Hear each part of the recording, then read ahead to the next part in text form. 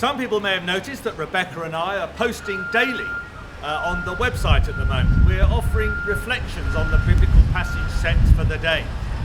And we're doing that because we think that the Bible is God's living word, the means through which he speaks to us. And his voice, I think, is particularly clear in times of crisis. And often the Bible comes to life when we read it in a different context. And in a time of crisis, that's a fresh and different context, and the Bible can speak to us in a new way. And I had that experience very clearly this week when reading the Old Testament passage set for today, that story of Ezekiel in the valley of dry bones. There were some of the phrases and the words in that passage just leapt off the page to me. Like this: the people of Israel said, "Our hope is lost. We are cut off completely." Well, we all know that feeling now of being cut off. We're all struggling with isolation as we are on our own in quarantine. I'm sure that our sock drawers have never been as tidy as they are now. And I've declared war on the weeds in my garden. I promise you that by the time you'll be seeing this recording, there won't be one weed left in my garden. I have a friend who's learning the whole periodic table. We're all feeling cut off. We're all wondering what we can do with this time of isolation. The people of Israel weren't cut off because of a virus. They were cut off because they were in exile. 10 years before this encounter that Ezekiel has with God occurs, the people of Israel had been taken off into the land of Babylon in exile, where their hearts sank. That's the context in which God appears to Israel. Our hope is lost, said the people. They were in a strange land. And God appears in this context to Ezekiel, gives him this amazing vision of a valley of dry bones. And the bones are the people of Israel. And God leads his prophet Ezekiel around this valley of dry bones. And then he asks him a leading question. Can these dry bones live? And I love how Ezekiel answers. His first thought, I reckon, would have been to say, well, of course not. No, bones don't live. They can't come back to life. Then maybe he realised who he was talking to, God, with whom all things are possible. Maybe he thought he should give a different answer. So he says, "O Lord God, you know," or as the old translations say, "Thou knowest." That's a great answer. He avoids saying what he doesn't feel. He's looking at a valley of dry bones. He feels the pain of the exile. His hope has all but drained away. He can't bring himself to bounce up and down and say, "Yeah, God, you can do it. These dry bones live." He's more reasoned, more measured, perhaps more honest. "Thou knowest," he says. God knows. That's all he could say. Ezekiel knew that from a human point of view, the bones couldn't live. But he knew too that God's view was different, and that God knew. And Ezekiel was right. God did know. God knew that he could bring hope in the midst of this valley of despair. We're facing a lot of unanswered questions ourselves at the moment. How long will this pandemic last? How bad will it get? How long will we be quarantined? Thou knowest. God knows. That's the best answer we can give. It's not the answer that we might want to give, but it's what we can say. And it's no mere wishful thinking.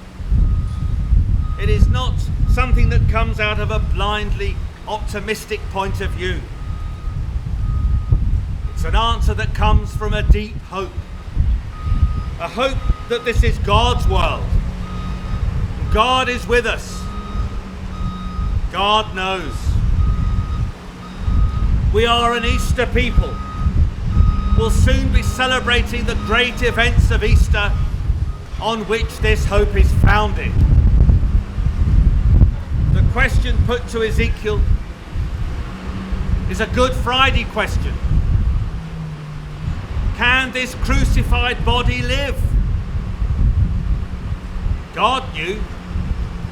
The disciples may have given up hope when they took the body of Jesus down from the cross and placed him in a tomb. But God knew that this wasn't the end of the story, that he could bring life to a crucified body. And let's stay with the Easter story for a moment. Someone might have looked at the despondent followers of Jesus on that first Good Friday and said, can these broken, ragbag collection of people ever be relied upon to spread the good news? God knew. God knew that the disciples who were so downcast on Good Friday would be so awakened by the good news of the resurrection and their encounter with the risen Christ that they would be bold enough to preach a message that transformed the world. God knows. There's one other phrase I'd like to pick out from this Old Testament reading as well. God says to the people, I will put my spirit within you and you shall live.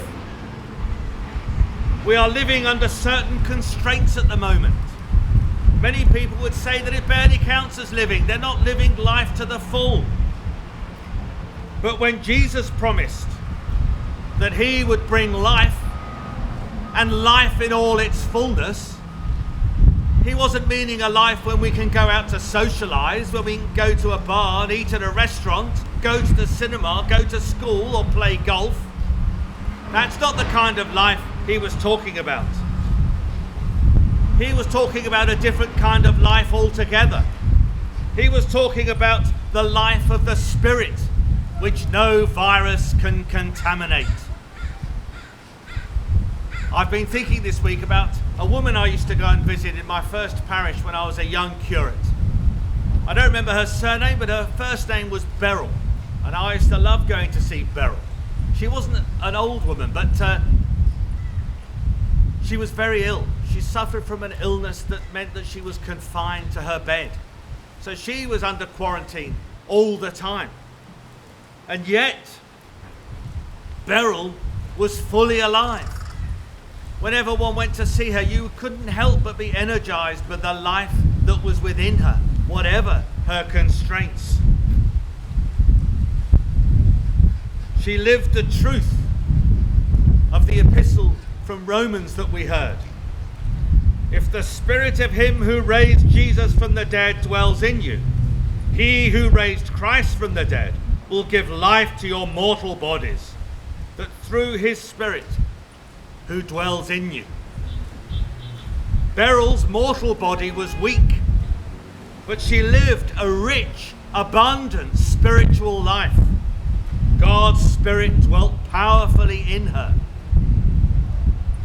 Our normal life might be constrained at the moment, but let's seek to develop our spiritual life at this difficult time.